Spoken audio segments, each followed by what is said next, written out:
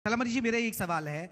वाकई में अफसरशाही हावी है, अफसर सुनते नहीं है। अभी आपने देखा स्वतंत्र देव सिंह विधायक ही भिड़ गए आपके, क्योंकि वहां काम नहीं हो रहे, काम हो रहे हैं तो गड़बड़ी हो रही है। संजय निषाद जी देवरिया आते हैं, उनको प्रोटोकॉल ही नहीं दिया जाता। हमारे कार्यक्रम में आए, अपर पुलिस अधीक्षक साहब बैठे और पूछिए कि उनको भी प्रोटोकॉल नहीं दिया। ये अफसरशाही हावी हो रही है क्या प्रदेश में?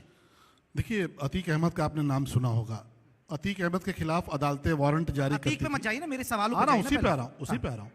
अतीक अहमद जैसे कुख्यात माफिया के खिलाफ अदालतें वारंट जारी करती थीं और प्रयागराज के एसएसपी की हैसियत नहीं होती थी कि जाके वारंट चिपका के चले आए।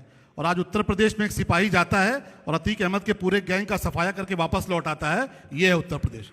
अफसरशाही कहाँ हावी है? अफसरशाही हावी होती तो अतीक, मुख्तार, मुकीम काला जैसे जो माफिया थे उनका अंत होता।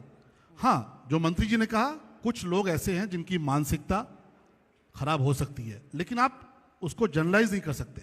उत्तर प्रदेश की ब्यूरोक्रेसी ने अच्छा रिजल्ट दिया है, अच्छा काम किया है। उत्तर प्रदेश में भारत सरकार की सारी योजनाओं का अगर 100% अनुपालन हुआ है, और उत्तर प्रदेश उन राज्यों में आता है जो भारत सरकार की योजनाओं में कम से कम 25 योजनाओं में नंबर 1 पे है।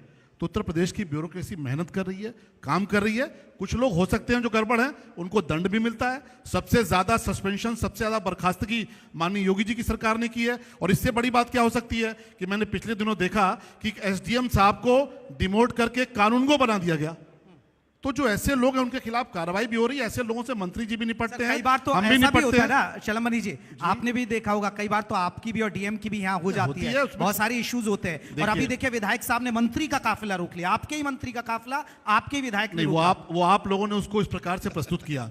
अभी विधायक जी का भी स्टेटमेंट आ चुका है, मंत्री जी का भी आ चुका है, उनके पिताजी का भी आ चुका है। विधायक जी के एक सामान्य तौर पे उन्होंने अपनी बात रखी। अब उसको आप हेडलाइन कुछ भी दे दी, हेडलाइन बनाना तो आपका काम है।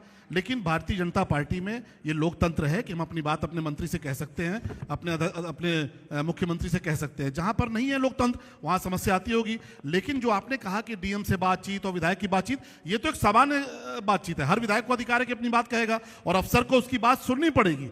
लोकतंत्र में जो विधायिका है, लोकतंत्र में जो राजनीतिक प्रतिनिधित्व है, उसको जनता ने आशीर्वाद देकर भेजा है। और अगर जनता के हित के लिए डीएम नहीं, अगर कमिश्नर को भी लपेटना पड़ेगा तो हम उससे पीछे नहीं हटेंगे, उसको भी लपेटेंगे। कहना चाह रहे थे